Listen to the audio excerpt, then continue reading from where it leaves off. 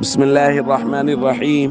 عن أبي هريرة رضي الله تعالى عنه عن النبي صلى الله عليه وسلم قال: ما من أيام أحب إلى الله أن يتعبد له فيها من 10 ذي الحجة يعدل صيام كل يوم منها بصيام سنة وقيام كل ليلة منها بقيام ليلة القدر.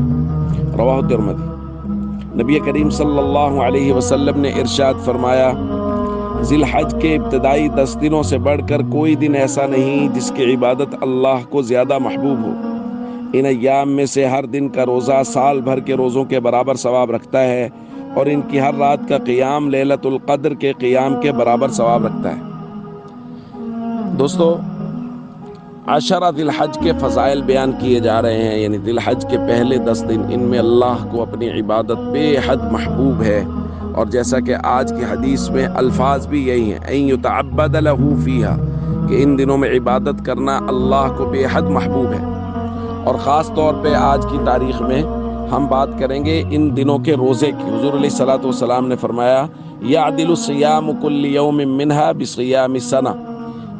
یہ جو ذی الحج کے 9 دن ہیں، چونکہ عید کے دن کا روزہ نہیں ہوتا، اس سے پہلے جو 9 دن ہیں، ان میں سے ہر ایک دن کا روزہ 1 سال کے روزوں کے برابر ثواب رکھتا ہے۔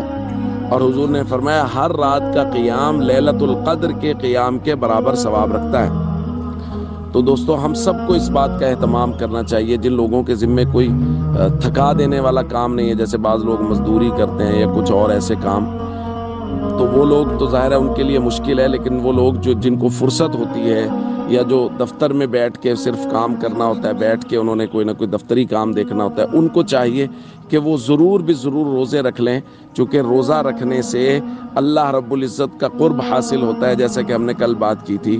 اور ان 10 دنوں کے روزے تو بہت زیادہ اہمیت کے حامل ہیں اور بہت زیادہ فضیلت رکھتے ہیں۔ السلام علیکم ورحمۃ اللہ وبرکاتہ۔